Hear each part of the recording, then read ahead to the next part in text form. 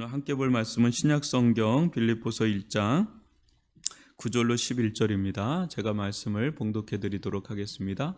빌립보서 1장 9절로 11절입니다. 내가 기도하노라 너희 사랑을 지식과 모든 총명으로 점점 더 풍성하게 하사 너희로 지극히 선한 것을 분별하며 또 진실하여 허물 없이 그리스도의 날까지 이루고 예수 그리스도로 말미암아 의의 열매가 가득하여 하나님의 영광과 찬송이 되기를 원하노라. 아멘. 내가 기도하노라 너희 사랑을 지식과 모든 총명으로 점점 더 풍성하게 하사. 여러분, 이 구절 보면 어때요? 우리가 사랑하면 굉장히 이게 감정의 언어죠. 여러분, 사랑한다 그럴 때 실은 그 깊은 의미, 그 깊은 속에는 실은 감정이라는 게 서로 전달되잖아요. 내가 당신을 사랑한다. 당신의 사랑을 내가 이제 알겠다라고 한다 그럴 때 실은 그 속에 마음이라고 그러잖아요. 이제 당신 마음을 알겠다. 내가 마음으로 당신을 좋아한다. 사랑한다. 이게 마음의 언어고 이 감정의 언어예요. 네, 상당히 많이. 그래서 우리는 울컥울컥 하잖아요. 정말 감동 어린 어떤 사랑의 이야기를 들으면 속에서 울컥울컥합니다. 여러분 뭐 세미나 듣고 강의 듣고 막 울컥울컥 하지는 않잖아요. 근데 우리가 영화를 보거나 드라마를 볼 때 뭐 사랑하는 어떤 이야기들이 이렇게 막 나오면 특히 그 부모의 어떤 또 연인의 뭐 그런 애잔한 그런 사랑을 보면 막 울컥울컥 한단 말이죠. 그러다 보니까 이게 감정의 언어다 보니까 뭐가 좀 빠지기가 또 쉬워요? 이 이성이 빠지기가 쉬운 거예요. 이성. 그런데 우리가 이 기독교야말로 진짜 사랑의 종교잖아요. 그죠? 사랑의 종교란 말이에요. 그래서 고린도전서 13장을 보면 아주 유명한 사랑장이 나오죠. 알고 보면 진짜 기독교는 그야말로 그냥 사랑이에요. 하나님은 사랑이시라고 할 정도로 사랑이란 말이에요. 그런데 오늘 이게 말씀 보면 뭐 고린도전서도 그렇고 우리가 하나님은 사랑이시라고 하지만 기독교를 알면 알수록 굉장히 지적인 종교예요 또. 네.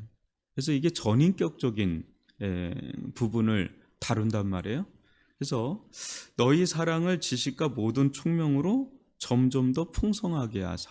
그렇게 이제 나와요. 이 대목은 매우 중요한 대목이 되어버립니다. 또 그 10절에 보면 너희로 지극히 선한 것을 분별하며 또 진실하여 허물 없이 그리스도의 날까지 이루고 이렇게 나오죠. 여러분 사랑한다고 하면 우리는 모든 걸 다 사랑해야지. 사랑한다고 하면 모든 걸 다 사랑해야지. 하나님은 모든 걸 다 사랑한 분은 아니죠. 하나님은 죄인은 사랑하시죠. 죄를 사랑하진 않죠. 그러니까 우리가 이 분별력이 이제 필요한 겁니다. 사랑에 있어서 선한 게 있고 악한 게 있어요. 하나님은 어떤 토마스 구딘이 이런 얘기해요. 하나님은 전능하신 분이냐? 하나님은 할 수 없는 것도 있다. 그래요. 하나님은 죄악을 지을 수가 없다. 하나님은 무지할 수가 없다. 그러니까 하나님은 할 수 없는 영역이 있는 거죠. 전능하신 분이시지만 그래서 우리가 신앙생활을 한다 그럴 때 특히 이 복음적 신앙생활을 우리가 하죠. 그러면 진리 모든 게 빛나는 것이 모든 게 금은 아니잖아요. 모든 게 다 복음 진리가 아니라는 거죠. 그래서 분별력이 필요해요. 모든 것을 우리가 따라갈 수가 없단 말이죠. 따라가야 될 게 있고 따라가지 말아야 될 게 있는 거예요. 그러니까 사랑해야 될 대상이 있고 사랑하지 말아야 될 대상이 있어요. 그러면 여기서 이제 중요한 건 이제 분별력이다라는 거예요. 분별력은 다는 아니지만 오늘날 우리가 살고 있는 이 시대에 있어서 가장 중요하게 요청되는 게 있다면 그건 실은 분별력입니다. 무엇이 이제 선하고 무엇이 악하고 무엇이 옳고 무엇이 그른지에 대한 이제 분별력이 매우 중요한 시대에 우리가 놓여 있어요. 이전처럼 그렇게 단순화된 시대가 아닙니다. 굉장히 복잡 다단한 시대에 우리가 살고 있고 섞이고 있고 뒤섞이고 있고 뭐 많이 들어옵니다. 그러다 보니까 이 분별력이라는 것이 얼마나 중요하게 필요로 하는지 몰라요. 그래서 사도 바울도 이 시대도 이 사도 바울 시대도 이걸 기도하고 있잖아요. 너희 사랑을 지식과 모든 총명으로 점점 더 풍성하게 하소. 그래서요, 여러분도 이렇게 좀 사랑에 대해서 보면 알겠지만 누군가를 진짜 사랑하잖아요. 그러면 그거를 알고 싶어져요. 그러니까 사랑과 알면 같이 가요. 그러니까 뭐를 알고 싶어 한다는 건 그걸 사랑한다는 겁니다. 제가 주한이 얘기를 자꾸 하는데 저는 얘를 이렇게 보면 참 이게 승부욕이 좀 강하다. 어느 때는 좀 강하다. 뭐 이런 느낌을 좀 받을 때가 있는데 얘가 요새 탁구에 꽂히거나 요새 레고에 꽂혀 있거든요. 그럼 얘는 연구를 합니다. 그래서 유튜브를 틀어놓고 끊임없이 탁구 선수들의 서브라든지 스매싱이라든지 드라이브라든지 그거를 계속 보고 또 돌려보고 계속 보면서 어떻게 하면 아빠를 이길까 하나의 목적을 가지고 끊임없이. 그런데 지난주 제가 하는 거 보고 참 놀랐어요. 서브가 달라졌어요. 애들 서브가 아닙니다. 동네 탁구 서브가 아니라 이거 좀 이렇게 고급진 서브로 이렇게 좀 들어오더라고요. 근데 얘 레고도 얘가 아주 꽂혀요. 뭐 하나에 딱 꽂히면 계속 그거 그냥 막 걔는 막 만졌다 그게 걔가 좋아하는 거거든요. 근데 여러분도 한번 보세요. 우리도 뭔가 좋아하고 뭔가 사랑하는 거 있으면 그걸 계속 알라고 해요. 사랑하는 어떤 연인이 있습니다. 대상이 있으면 첫 번째 특징이에요. 당신에 대해서 더 알고 싶습니다. 당신에 대해 더 알고 있어요. 하나님에 대해서도 어떨까? 하나님의 사랑에 빠지잖아요. 하나님을 더 알고 싶은 거예요. 더 알면 할수록 더 사랑하게 돼요. 근데 사람들은 알면 실망하게 돼요. 알면 할수록 실망하게 돼요. 그래서 더 알고 싶어서 결혼하는 거거든요. 이제 떨어져 있고 싶지가 않아요. 더 알고 싶어서 결혼하는데 거기서 이제는 실망스러워져. 별거 없구나 이렇게 되는 거죠. 근데 우리가 믿는 하나님은 끝이 없어요. 늘 새롭고 늘 새로워요. 사람은 어느 순간에 권태기가 일어나거든요. 왜? 별거 이제 없어요. 근데 하나님은 알면 할수록, 성령님은 알면 할수록, 예수님은 알면 할수록, 진리의 말씀을 알면 할수록 내가 뭘 깨닫냐? 아는 게 없습니다. 참 신기해요. 더 알면 할수록 아는 게 없습니다. 이렇게 돼버려요. 왜? 무한하시니까. 그러니까 그분의 사랑에 빠진 그분을 알게 되고, 그렇게 되니까 그 총명과 지식에 더 깊어져 가는 것을 볼 수가 있죠. 지금까지의 삶을, 지금까지 우리의 복음은 무엇인가에 대해서 좀 살펴봤는데, 두 종류의 복음에 대해서 약간 서머리적으로 얘기할게요. 두 종류의 복음에 대해서 좀 이야기를 하겠습니다. 예수와 하나님 나라의 복음. 그러니까 성경을 그냥 우리가 딱 요약을 한다 그러면 복음에 대해서 많이 언급은 하거든요. 복음 하는데 제가 생각할 때 성경에서 말하는 복음은 딱 이걸로 규정된다. 예수와 하나님 나라의 복음. 뭐 더 한다면 예수의 복음 이렇게 하면 되겠지만 예수와 하나님 나라의 복음 이렇게 이야기를 좀 하고 싶어요. 예수의 복음이 무엇을 지향하고 있는지가 나오는데 그게 하나님의 나라를 지향하고 있어요. 근데 우리가 예수의 복음, 특히 십자가 부활의 복음, 칭의의 복음, 성화의 복음에 대해서 많이 우리가 다루는데 하나님 나라의 복음에 대해서 성경에서 다룬 거에 비해서 우리가 너무 적게 다루고 있다는 느낌을 좀 제가 받습니다. 여러분 성경, 특히 복음서와 사도행전을 여러분 유심히 보면 예수님도 그렇고 사도들도 그렇고 하나님 나라에 대해서 어마어마하게 얘기를 해요. 천국, 하나님 나라. 근데 오늘날 우리는 천국과 하나님 나라에 대해서 그렇게 많이 언급하지 않습니다. 그냥 구원받고 천국 간다 정도는 많이 언급할지 몰라도 예수님 말씀하시는 하나님 나라에 대해서 그리 많이 언급하지는 않아요. 예수님께서 부활하시고 승천하시기 전에 40일 동안 가장 많이 언급한 게 하나님 나라였거든요. 그래서 저는 그렇게 생각하는 거예요. 예수와 하나님 나라의 복음, 이게 성경에서 말하는 복음이고 그 외에는 그냥 다른 복음이다.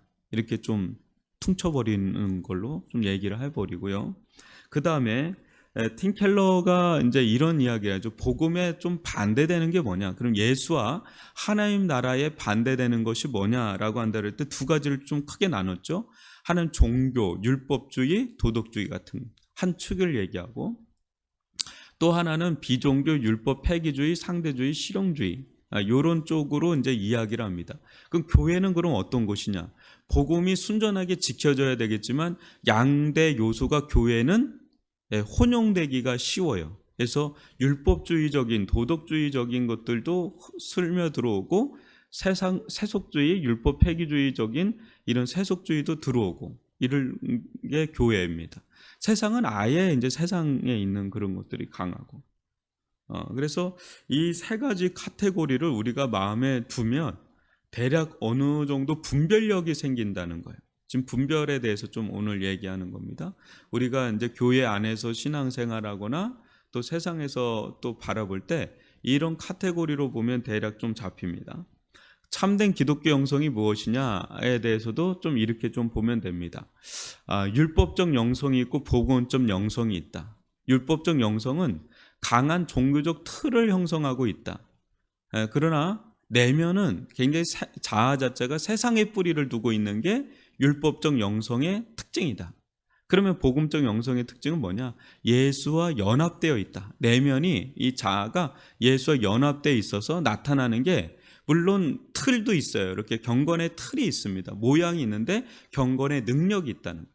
그러나 율법적 영성은 경건의 모양은 있지만 경건의 능력은 없는, 디모데전서 말씀에 나오는. 근데 복음적 영성은 우리로 하여금 실질적 거룩을 이룬다. 그래서 하나님을 사모하게 되고 하나님을 찾게 되고 하나님을 사랑하게 되고 하나님을 참되게 예배하게 되고 하나님을 향한 열렬한 마음이 막 우리들 가운데 막 있고, 이웃을 향한 마음이 있고 세상을 향한 마음이 있고, 그러니까 실질적 거룩을 낳는 것은 복음적 영성이다라고 보면 그게 정확해요. 이게 이제 이거 가지고 우리가 나를 좀 분별할 수 있는 거예요. 내 안에 하나님을 향한 마음이 어느 정도인가. 뭐 식어 있을 수도 있고, 좀 회복될 수 있고, 어느 때는 열렬할 수가 있어요. 열렬할 때는 그 사람은 진짜 자유한 가운데 하고 싶은 거죠. 열렬하다는 거는 사랑의 언어잖아요. 그러니까 그렇게 막 나가는 거예요. 그래서 이걸로 좀 분별하는 거죠. 우리가 우리 자신을 계속해서 분별할 필요가 있습니다. 그러니까 내가 지금 어느 지점에 와 있는가.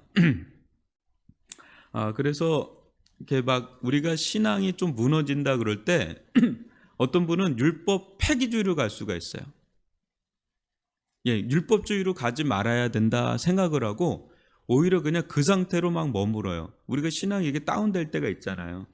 그러면 목사님이 율법주의는 위험하다 그랬어. 강한 종교적 틀은 위험하다 그랬어.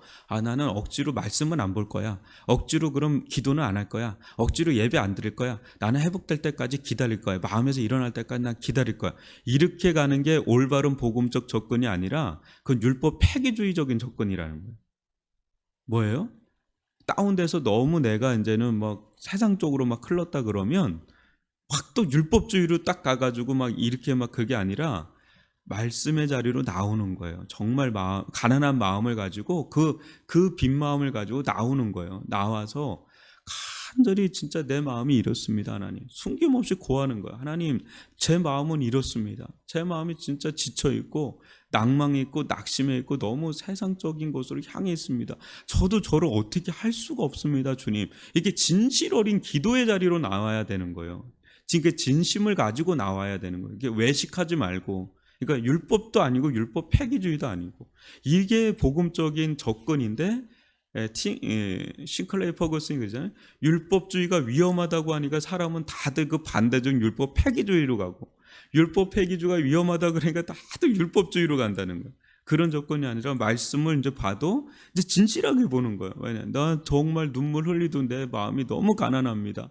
저는 정말 파산했습니다. 영적으로. 주님 저를 살려주십시오. 이런 마음으로 이제 예배 자리로 나오고 말씀의 자리로 나와야 되는데, 아니야, 나는 그런 마음이 일어나기 전까지는 아니야, 율법주의로 갈 확률이 높아 하고 계속 있으면 계속 다운이에요.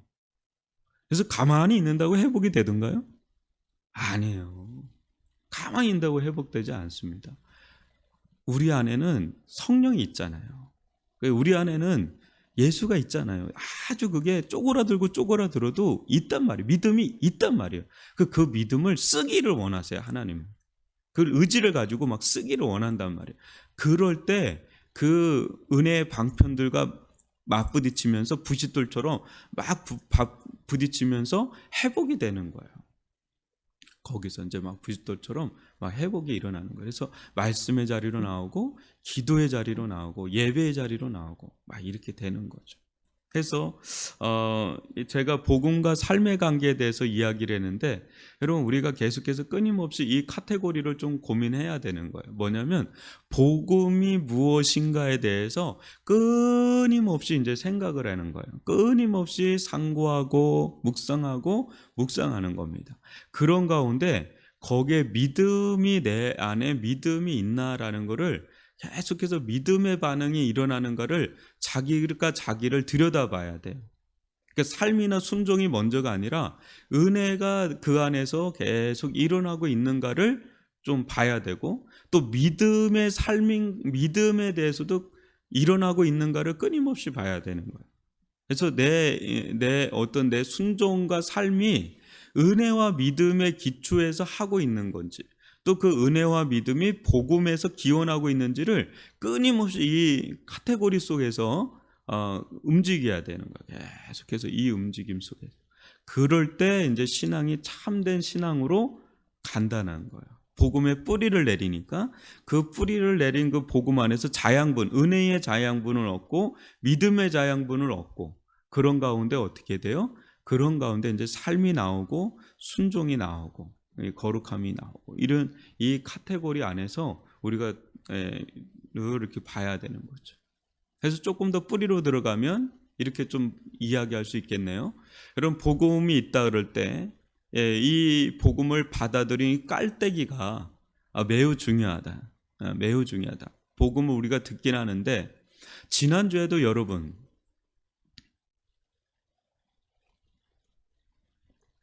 지난주 설교를 여러분 들었을 거예요. 그러면 어떤 태도와 자세가 좀 필요하잖아요. 우리가 어떻게 해야 될까요? 그 베레아 성도의 태도가 제일 좋은 태도입니다. 이 성경이 정말 그러한가 그러지 아니한가를 상고하니라, 매일 상고한다 그러죠. 네, 매일 상고한다. 그러니까 이게 무엇이냐면 끊임없이 그 말씀, 그 십자가를 묵상을 해야 되는 거죠. 묵상하는 깔때기 자체가, 자세가 정말 구도자적인 자세가 돼서 그 말씀이 정말 그러한가 그렇지 아니한가, 백부장은 어떻게 이런 고백을 할 수 있었을까를 끊임없이 거기서 상고하고 질문하고 이런 시간들을 갖는 거예요. 그래서 거기서 내가 이제 결론을 얻는 거예요. 이제 숟가락으로 이렇게 떠먹여 주는 데는 한계가 있잖아요, 그죠? 결국은 본인이 그걸 먹어야 되거든요. 그 성령의 역사가 실질적으로 또 나타나야 되고, 그런 가운데 본인이 막 거기서 끊임없이 그 부분을 이제 이뤄가는 거죠. 이게 깔때기예요. 깔때기 역할. 그래서 이 깔때기가, 아주 좋은 깔때기가 있는 사람은 신앙이 아주 올바로 자라요.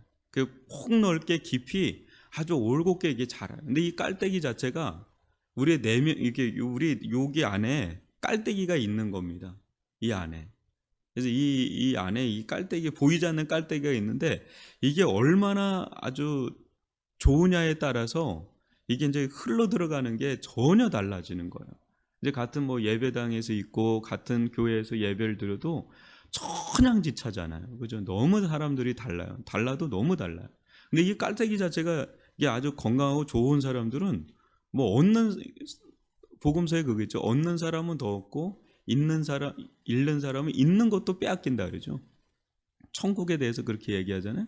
그러니까 얻는 사람은 막 더 얻어요. 막 푹푹 얻어요. 근데 잃는 사람은, 얻지 못한 사람은 그 있는 것마저도 이제는 잃어버리게 되는, 이 깔때기가 너무 중요하다. 그래서 이 깔때기라는 게 여러분들 안에, 저 안에도 있고 우리들 안에 다 있고요. 그게 나의 삶을 낳아요. 신앙도 낳고 신앙적인 삶도 낳고 내 삶을 낳고 신앙적인 어떤 사역, 봉사, 내 인생 자체를 낳는 게 이 깔때기예요. 이미 우리는 세상적인 가치관에 사로잡힌 자들이 아니잖아요. 어떤 신앙의 가치관이 내 안에 있어요. 그게 이제 교단별로도 다르다 그랬죠. 교단이 어떠냐에 따라서 그 교단에서 쭉 자란 사람은 그게 신앙의 전부라고 생각을 합니다. 감리교회 자란 사람은 그게 전부라고 생각하고, 장로교회에서 자란 사람은 그게 전부라고 생각할 때도 있고, 심지어는 선교단체에 쭉 있는 사람은 거기가 전부라고, 순복음은 순복음 전부라고 생각하는, 이게 자기 각 교단의 영향도 받죠. 또 어릴 때부터 부모의 영향도 있죠. 또 내가 몸담고 있는 교회의 영향도 있죠. 내가 좋아하는 목사님의 어떤 설교나 그런 거에 영향도 있죠. 그런 것들로 내가 이제 이 깔때기가 형성이 됐는데, 이게 이제 뭔가, 이게 뭐냐라는 거에 대해서 여러분 한번 서술할 필요가 있어요.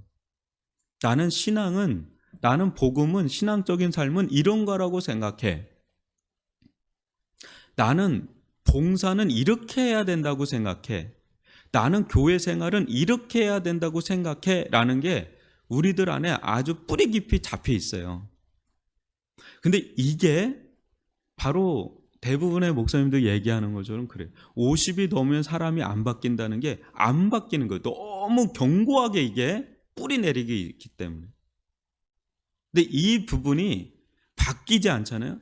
내 신앙 자체가 안 바뀌어요. 더 이상 앞으로 나아가지를 않습니다. 그래서 중요한 거는 그대로 두고 조금 내가 이 부분은 계속 개선해야 되겠다라고 하는, 변해야 되겠다는 부분에 대해서 굉장히 열려 있어야 돼요. 굳어 있으면 안 돼요. 굳어 있으면 점점 이게 이제 멈춰요, 이게. 어린애들은요, 세포 자체가 안 굳어 있잖아요. 그죠? 그래서 젊은 시절에 암이 걸리면 죽어요. 세포가 너무 활성화되어 있기 때문에 죽어. 근데 연세가 드신 분들은 이게 오래 가요. 왜냐하면 세포가 활성화되어 있지 않기 때문에. 근데 우리는 신앙적으로 굉장히 이게 활성화돼야 되잖아요. 그러면 이 세포 자체가, 영적 세포가 굉장히 이게 굳어지면 안 돼요. 이미 저 같은 사람도 굳어지고 있어요. 그러니까 이게 굉장히 열려 있어야 돼요. 배워야 돼요. 한마디로 계속 내가 전부가 아니다, 내가 하는 게 다 맞지 않다, 계속 더 알아야 된다, 나는 더 알아야 된다, 더 알아야 된다라는 마음을 가지고 나아갈 때 날마다 새로워지는 거예요. 근데 그렇지 않고 딱 던지면 배우려고 하지 않고 딱 그거를 내 꼴 이렇게 돼야 됩니다, 이렇게 돼야 됩니다, 이렇게 돼야 됩니다라고 어느 순간부터 교회 자체도 그 작용을 합니다. 특히 그 작용을 오래된 교회 장로 진영에서 그게 형성돼요. 권사 진영이나, 그러니까 교회 뿌리가 되는 그 오래된 교회, 거기에 그 틀이 안 바뀝니다. 그게 바뀌지 않는 한 그 교회는 점점 고사당해요. 계속 그 옛 전통에 갇혀서 끝나는 거. 근데 어떤 교회가 늘 그 시대를 담을 수 있는 그릇이 돼요? 새 포도주는 새 부대와 같은, 그 부대 자체가 계속해서 새로운 시대와 이 복음을 수용할 수 있는 부대, 깔때기예요. 그게 계속 형성되는 교회가 계속 그 시대를 향한 사명을 감당할 수 있는 교회가 돼요. 그럴 때 새로운 어떤 목사님, 이제 오랫동안 은퇴하신 새로운 목사님에 대해 수용력이 강한 거예요. 그거에 대해서 바로바로 막 따라가 주는 거죠. 그럴 때 그 교회는 시대를 향해서 빨리빨리 전환이 돼서 섬길 수가 있어요. 근데 교회는 어느 순간부터 고착화되기 시작을 하는 거죠. 그래서 이 부분을 우리가, 너무 시대도 바뀌었어요. 문화도 바뀌었어요. 근데 교회는, 교회 안의 문화는 고수를 하고 교회 밖의 문화에는 따라가고, 이렇게 될 때 이제 언밸런스가 되잖아요. 교회에서는 참 아주 그냥 고리타분할 정도의 그런 신앙생활을 하는 분이 세상의 문화는 너무 잘 따라간다. 그러면 이제는 교회가 점점 세상과 멀어져 가는 거죠. 세상과 멀어져 가면, 교회 자체는 멀어져 가는데 그 사람은 굉장히 세속주의와 율법주의를 넘나드는 사람이 되는 거예요. 첫째 아들과 둘째 아들을 넘나드는 사람이 돼요. 그러면 위험하잖아요. 교회가 세상을 알고 그렇다고 세속화되는 게 아니라 세상을 알면서 이 세상을 어떻게 선교하며 감당할까에 대한 수용력을 가질 필요가 있고 중심은 아주 복음적인 그 중심으로 단단해져 가는 그런 게 필요한데 이게 거꾸로 가는 현상들이 한국 교회는 굉장히 많습니다. 굉장히 위험한 요소들이 상당히 많아요. 그래서 젊은 목회자들이 어느 교회 가면 점점 고사당해요. 왜냐하면 그 강한 틀에 그냥 맞춰야 되니까. 목사님 가운 입으 저희들 목회자 모임 가면 목사님들이 가장 기뻐하는 게 뭔지 아십니까? 목사님, 우리 교회가 코로나 때문에 5년 만에 제가 처음 가운 벗었습니다. 여러분, 가운을 입고 안 입고가 그렇게 중요한가요? 네, 매우 중요합니다. 전통교회에서. 그게 권위의 상징입니다. 목사는 그래야 권위가 거기서 나오는 겁니다. 옷에서. 우리 교회는 그러지 않는데 그런 교회가 굉장히 많습니다. 되게 이상해요. 제가 몇 년 전까지만 해도 저거 뭐 이렇게 편하게 이렇게 했던 분인데 어느 순간에 하얀 가운 입고 하나님께서 알아서 네 뭐 이러면서 얘기하면 목사님 근데 왜 목소리도 그렇고 왜 그렇게 가운 입고 그래? 그러면 우리 교회는 이러지 않으면 안 돼요. 너무 그런 일들이 많아요. 뭐 얘기하지 않을 정도 너무너무 많아요. 그래서 여러분 마지막 한번 볼까요? 신학적 비전에 대해서 얘기할게요. 이게 깔때기입니다. 신학적 비전은 이 복음이라는 거를 충실하게 재서술하는 것이며 여기서 이거는 아까 말한 우리들 안에 있는 여러분들 복음이라고 내가 여기는 걸 한번 적어보세요. 신앙생활은 이런 것이다라는 걸 한번 조목조목 한번 여러분들이 생각하는 걸 적어보세요. 봉사, 교회에서 봉사하고 사역하는 건 이런 것이다. 기도는 나는 이런 거라고 생각한다라고 하는 것들을 여러분들이 한번 조목조목 한번 적어보세요. 그게 재서술하는 것을 의미합니다. 그런 재서술에는 특정한 역사적 시점에 속한 문화에서 살아가고 사역하며 선교하는 일에 대한 풍성한 함의가 담겨 있다. 이게 좀 어려워 보여도 쉽게 말하면 여러분들이 신앙이라고 생각하는 것들을 여러분들 나름의 신학적 비전이 다 있으세요. 그거를 한번 쭉 적어보세요. 내가 생각하는 신학적 비전은 나는 이런 거다. 교회는 이래야 된다. 신앙생활은 이래야 된다. 봉사는 이래야 된다. 이래야 된다, 이래야 된다라고 하는 여러분들의 가치관들이 다 있습니다. 변하지 않을 정도의 가치관, 뿌리 깊은 가치관이 있어요. 그게 신학적 비전이에요. 그게 우리의 삶을 낳고 신앙을 낳고 우리의 어떤 사역과 교회의 삶을 낳는 겁니다. 그걸 한번 적어보시고 그게 정말 복음적인지 아닌지를 계속해서 그걸 다듬어 나가는, 정교하게 다듬어 나가는 게 필요합니다. 저는 마지막 결론이에요. 이게 제가 내린 결론입니다. 제가 이 위례중앙교회 나오기 전까지 내 어떤 신학적 비전의 결론 부분이에요. 뭐냐면 예수가 보이는 교회예요. 제가 끊임없이 여러분들에게 던지는 거예요. 이게 예수를 따르는 교회입니다. 예수의 이름이 부흥하는 교회예요. 여기에는 제 모든 게 담겨 있다고 하나하나를 좀 이야기하자면 길 정도로 제 모든 게 담겨 있습니다. 예수가 보이는 교회. 제가 꿈꾸는 신학 비전이에요. 이게 예수가 보이는 교회. 내 개인도 그렇고 또 교회도 그렇고 온전하진 않아요. 완전하지 않지만 이런 지향성을 가지고 있다는 거예요. 나는 이걸 지향하고 있다. 그러니까 내 안에 있는 아주 뿌리 깊은 가치관이죠. 또 예수를 따르는 교회. 예수를 왜 이렇게 했냐면 보여야 따르니까 첫 번째가 보이는 교회라고 한 거예요. 보여야 따르잖아요. 그래서 예수가 보이는 교회, 예수를 따르는 교회 한 거예요. 근데 마지막에 제가 꿈꾸는 교회는 예수 그 이름이 부흥하는 교회예요. 어느 교회를 이야기를 들으니까 그 교회는 누구누구 목사교회라고 그러더라고요. 우리나라에서 가장 유명한 목사 교회 딱 하면 아는데 거기는 누구누구 교회입니다. 다 그래요. 근데 그런 교회를 제가 꿈꾸는 게 아니에요. 예수 그 이름이 부흥하는 교회예요. 그냥 예수의 이름이 회자되는 교회. 지금은 뭐 우리같이 작은 교회는 제 영향력이 거의 없어요. 오히려. 근데 만약을 얘기합니다. 만약 이 교회가 1000명, 10,000명이 되면 반드시 어떤 교회가 되는지 아세요? 조근신 목사. 분명히 그렇게 됩니다. 지금 제 영향력이 없지만 그때는 제가 무소불위의 영향력이 있을 겁니다. 제가 한마디면 사람들 부교육자부터 다 한마디에 그냥 덜덜 떨면서 그 말에 절대 순종하는 교회가 될 거예요. 근데 저는 그런 교회를 꿈꾸지 않습니다. 꿈꾸지 않아요. 예수 그 이름이 부흥하는 교회를 꿈꿔요. 그렇기 때문에 지금도 저는 제 말 때문에 뭐 되고 안 되는 교회를 꿈꾸는 게 아니라 지금도 예수의 이름에 해자돼서 예수님과 관계돼서 움직이는 교회가 되기를 저는 너무너무 꿈꿔요. 목사님 보면 뭐 기도하고 목사님 하면 어떻게 또 하고 그럼 그거면 또 맞잖아요. 왜냐하면 목사가 보이잖아요. 그런데 그러면 뭐 하냐고. 당신과 예수님의 관계에서 뭔가 나오는 게 없는데 목사의 관계에서만 나오는 거면 반은 맞는데 반이 틀리는 거예요. 당신과 예수의 관계에서는 뜨거움이 안 나오냐 이거예요. 기도하면 목사님 잘하면 기도하고 목사님 잘하면 봉사하고 사역하고 목사님 잘하면 예배드리고 그러면 그건 좋아요. 그죠? 목사가 예수를 대변해 주고 보여줘야 되니까 그건 좋은데 중요한 건 당신과 예수님과 관계에서는 그게 안 나오냐고 하는 거죠.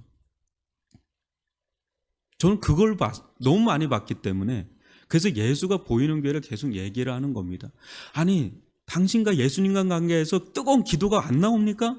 뜨거운 열정이 안 나옵니까? 예수를 위한 헌신과 희생이 안 나옵니까? 왜 목사 때문에 자꾸 그런 게 아니라는 거예요. 자꾸 예수가 자꾸 해자되기를 원한다는 거예요. 제 말은.